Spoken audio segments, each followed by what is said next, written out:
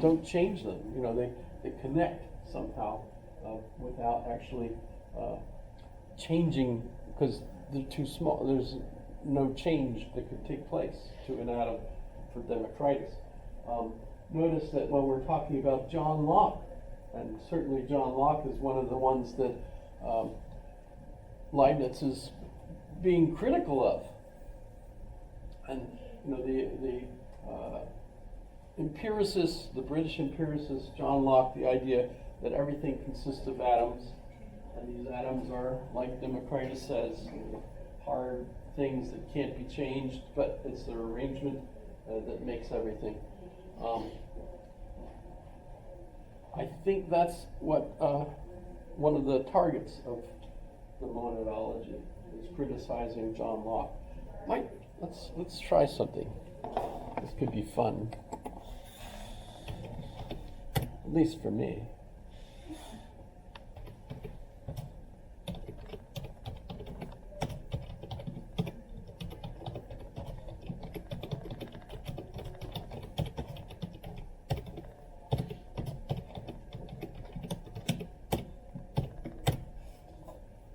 Let's see.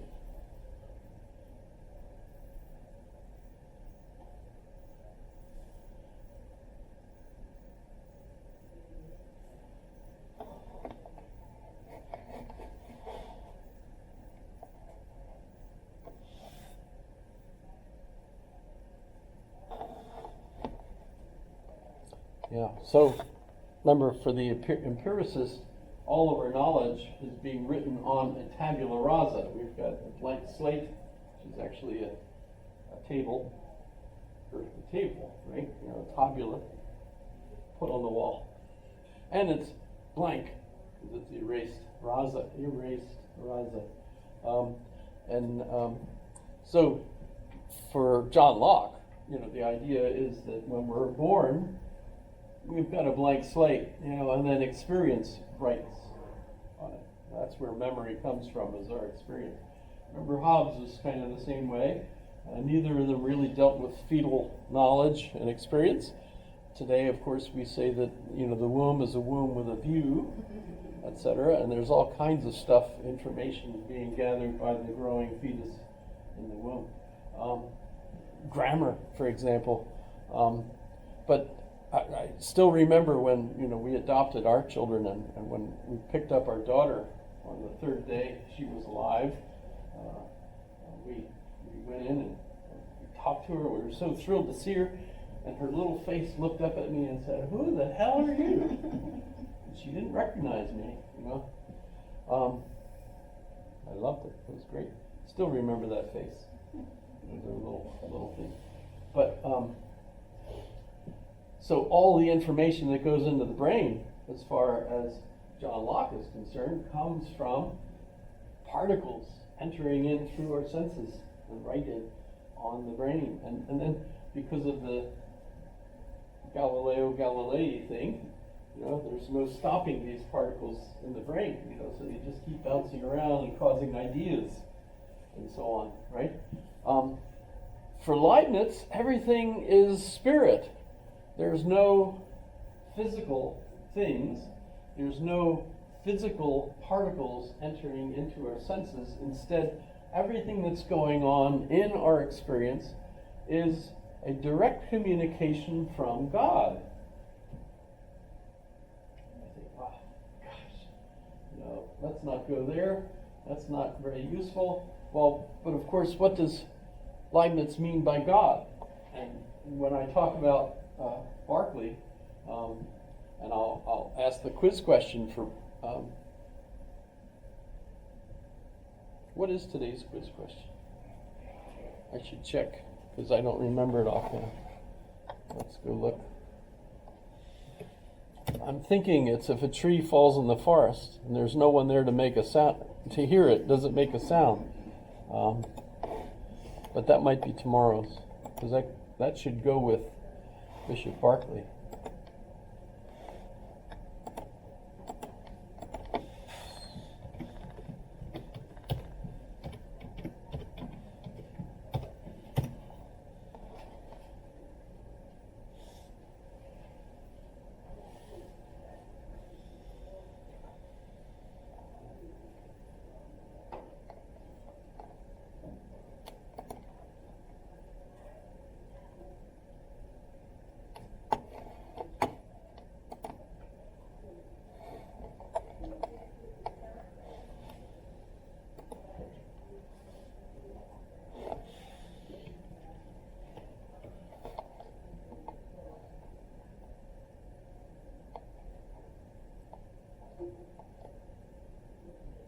Oh, okay.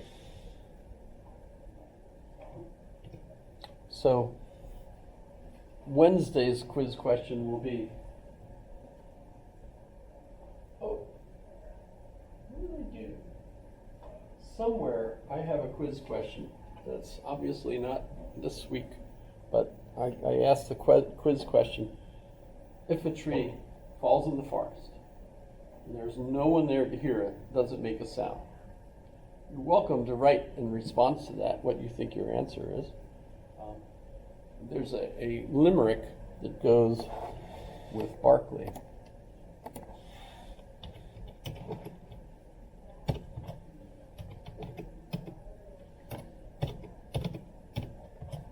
I need more than that.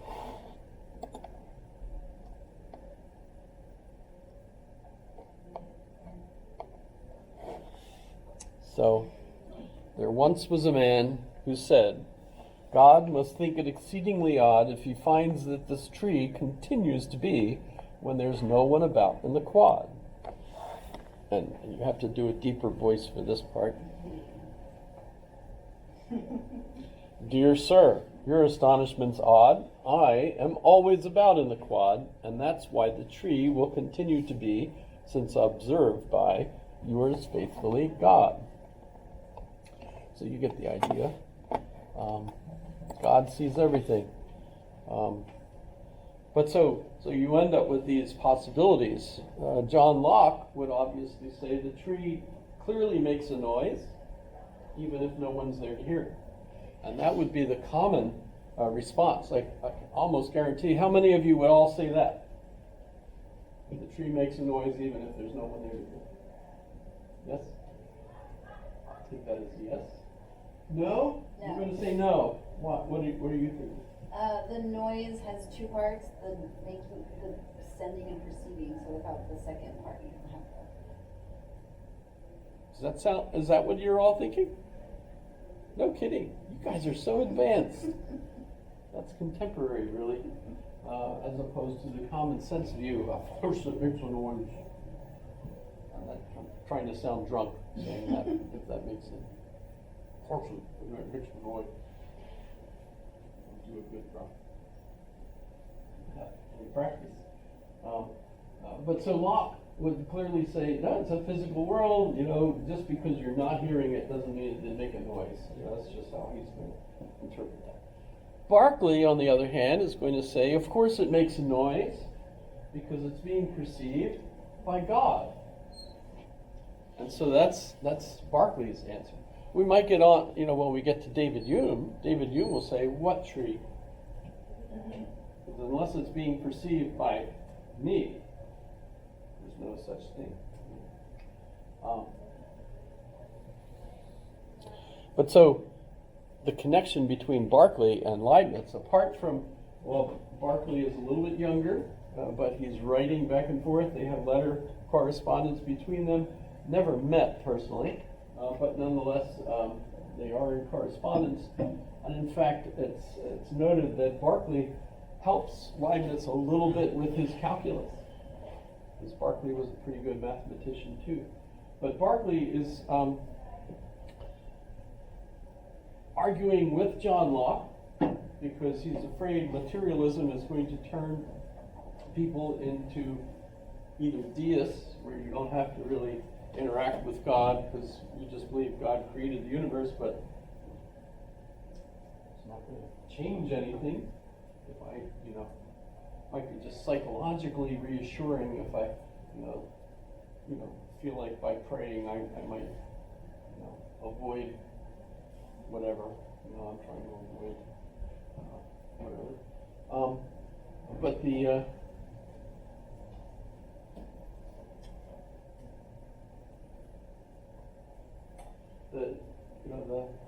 concern he has is that everyone's going to become an atheist.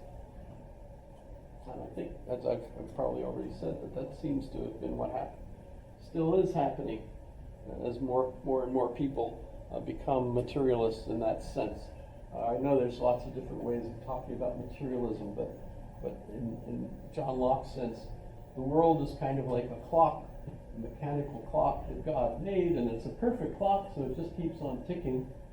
And there's no need for a watchmaker to step in and fix it or oil it or any of that stuff. It's better than a Rolex, etc. Okay, because of this point of view, Berkeley argues that what we need is the view that God is totally in charge of everything that happens. So everything is in the mind of God. It's all energy. And where is that energy? How does that energy work? For Berkeley, that is the mind of God. That very energy is the mind of God. So when we think in our contemporary sense that everything is energy in an arrangement, we don't call it God. We call it the universe. But Berkeley was calling it God. And trying to be, I think, pretty scientific in that sense, even though, of course, at the time, that would be the best solution. You don't want to get stoned to death or kicked out of the church. I don't know. By the way, one of his friends, his best friend, was Jonathan Swift, who was the author of Gulliver's Travels and other tales. So just so you know. In fact, it was thanks to his relationship with Jonathan Swift that he found the author for his books. That's George Berkeley's books. But so he believes that the universe is God. So knowing that he's also corresponding with Leibniz, and I don't see that they really essentially had any disagreement, my assumption is that when Berkeley and Leibniz both are talking about God, they're talking about the universe as this spiritual, interrelated monadology, which are essentially quarks from a contemporary point of view. So they both seem to be very, very far ahead of their day, at least if you look at it from this point of view, right? If you take your graduate record exam in philosophy, the correct answer on Berkeley is that Berkeley was an idealist. Leibniz, on the other hand, is a rationalist. In fact, you could say that he's the peak of European rationalism. And as a result, it looks like the two of them aren't really that close, but actually they are. When you read them, the idealism that Berkeley's talking about is all of our ideas, all of our experience is a direct interrelationship between the spirit, well, in other words, energy. And it's actually not little atomic particles that are flying into our eyes, it's energy that's flying into our eyes. In fact, our eyes are energy. Everything is energy in an arrangement. So it's all, this interconnected energy. And so there is no longer an issue of matter and spirit. Instead, everything is all spirit or energy in this sense. And that's the same thing that the monadology depicts. Very confusing to read it. But so my quiz question, though, for today, I want to stick with my notes, my printed notes for that. What do you think of the idea that we're all Klein bottles?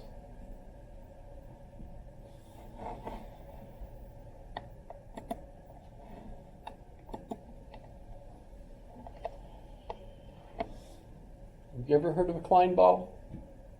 Heard of a Mobius strip, right? Mobius strip, right? Which is curl it, take a piece of paper, tape it, so that it's all one-sided. A Klein bottle is also. In other words, it curls in on itself, so that just like a Mobius strip, it's all one-sided. And the interesting thing is, now, obviously humans have more than one hole. But if you think of it, they say that your skin is your largest organ. Do they still say that? Yes? Kind of interesting. And notice it wraps in on itself and goes all the way through. Vertubular. I don't know. It used to be It used to be an expression where, "Hey, that's tubular." I don't know where it came from. Ninja Turtle. Ninja Turtles? Yeah. Really? I didn't know that. Tubular, dude. Maybe Bart Simpson. It's I- one of those two. We took the kids to see Teenage Mutant Ninja Turtles at the Elmendorf movie theater on a Saturday afternoon. And at the time, we had two Austrians staying with us for the summer. They were friends of my father-in-law. And they were sitting at home because they had gone out and done the RV camping in various places, and they were tired, so they were home, but nothing to do especially. And we invited them to come with us, and they said, sure. So we took them to the movie theater with the kids. The place was packed. And in fact, at the one point where the climactic event occurs and the Teenage Mutant Ninja Turtles start actually fighting against the enemy and everything, the whole audience of kids all rose up out of their seats and started yelling, "Go Ninja, go Ninja, go Ninja." And I remember looking at the two of them and they were like, oh, just totally overwhelmed by the reaction of this American audience of kids cheering on this goofy movie. So thanks for that. I didn't know where tubular came from, even though I like it. But so we're tubular, and in a sense, all living beings are. So that's kind of neat. And that means also that we're four-dimensional. And I don't mean by that time, although that's also usually what we include. But you have width, the depth, and height, right? But you also, if you're tubular, you have the dimension of what's from one side of the tube to the other, which being circular generally, right? It could be flat. If you swallow swords, you can't swallow fishing rods, but you can swallow swords because the throat is flat. Right? So a sword will go down. You've seen sword swallowers. Pretty dumb. I don't recommend it. Never going to try it. My understanding is you can take a dagger or something of a certain length and put it down your throat and pick it out. Don't do it. But the reason that works is because the throat is actually flat. Apparently. Does that make sense? Whereas a round thing won't go down. Although, I've had doctors do that to me, You can they stick all kinds of things in places that ought not to have things sticked in. I don't understand the fourth dimension. Can you help me understand? Yes, the fourth dimension in this sense is the space between the sides of the tube. So, if you have a wire going across from two telephone poles, I'm stealing this from Brian Greene, if you're familiar with him. I could probably just quick find it, but ants walking across that wire, we look at it and we think that it's two-dimensional, right? But ants can actually go all around it, because it's not just two-dimensional, it's three-dimensional. Well, a tube is that same sort of thing. In fact, I might be misspeaking. It's actually thought of as not three-dimensional, but four-dimensional, because they can walk around it. So we have this extra dimension because of our tubular nature. And that's kind of cool, because if you think about tubular things or circular things, you have pi, and here's an interesting characteristic of this, that the smallest capillaries in our bodies are the same size as the smallest capillaries in mice and elephants and whales. But as we go up in size, like whales, to us or to mice,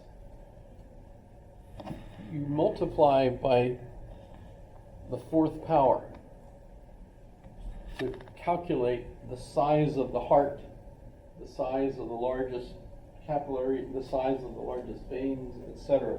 So, by comparison to the weight of an elephant, the blue whale, which is the largest mammal, at least at the moment, as far as I know, and you compare it, you're going by the multiplier of 4. Does that make sense? I'm not a mathematician, so I've seen mathematicians explain it, and it sounds beautiful, except that I can't repeat the dang stuff, because it's like, they do calculations and stuff, but I saw Stuart Kaufman talk about this on campus when he was here years ago, and Brian Greene talks about it.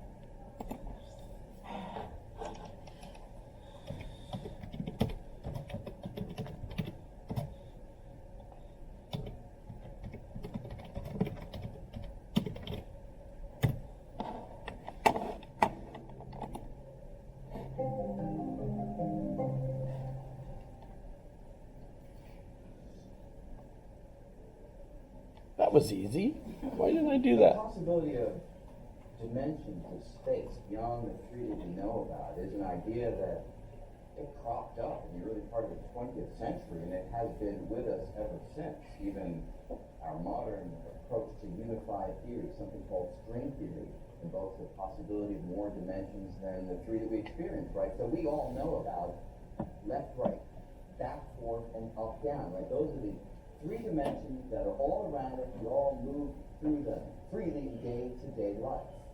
These other dimensions suggested by theoretical considerations, there is no experimental evidence for any of what I'm about to tell you, but the theoretical considerations suggest that in addition to left, right, back, forth, and up, down, there may be other spatial dimensions. It's hard to picture. And where could they be? There doesn't seem to be any room left, and that's really the point. They are new places that our experience doesn't allow us to access directly, but according to these theoretical ideas might be there. I love a little analogy. It helps to understand this. Think of a garden hose, one that we love to use. So think about a garden hose that's nice and long. Now, from far away, the garden hose is going to look one-dimensional because that's the only part that you have the visual acuity to see, because the circular part is just too small for your feeble eyes to detect.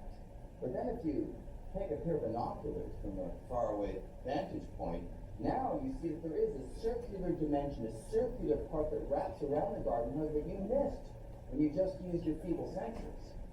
So dimensions can be big, obvious, and easy to see, or they can be curled up and tiny, much more difficult to detect. Now, the garden hose is an object in our universe, but this idea might apply to space itself, right? So it could be that left, right, back, forth, and up, down are the big, easy-to-see dimensions, like the horizontal extent of the garden hose. But just as the hose has a curled up dimension, maybe space itself has curled up dimensions. All around us, just curled up to such a fantastically small size that we can't see them with our eyes, we can't see them even with today's most powerful microscopes. But the possibility, according to the mathematics, well motivated by these attempts of realizing Einstein's dream of unified theory, the math suggests such a real possibility that there may be more dimensions than the ones we could directly experience. So that's not exactly what I was trying to describe.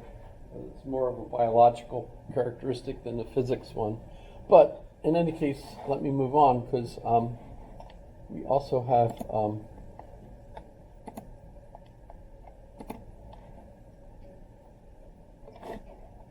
read this whole thing.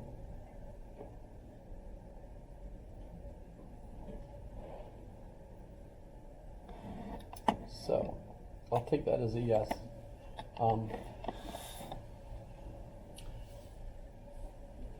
the way he describes the monad and how everything is a monad, including God, by the way, which is the infinite monad. Not sure what that means. The infinite monad. Okay, but that's what he describes God as.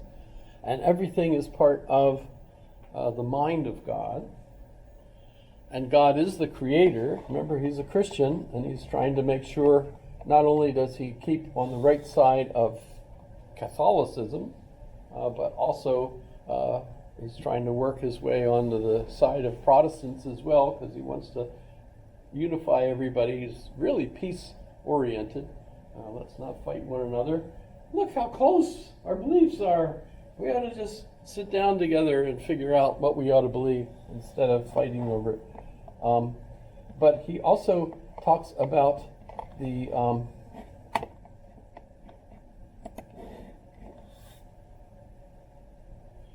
pre-established harmony.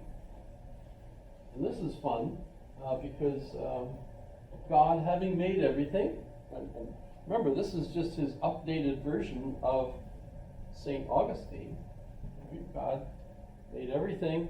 You know, where did evil come from? Well, he gave, man the opportunity to choose, and as a result, we, decide we like this and we don't like this. So evil becomes a result of our perspective, from Augustine's perspective. You might not like that one, by the way. You might feel like Augustine is just cruel, thinking that, all the kinds of things that we can think of as absolutely hellacious. Not really our choice, right? And if it is our choice, while we decide we don't like being drowned,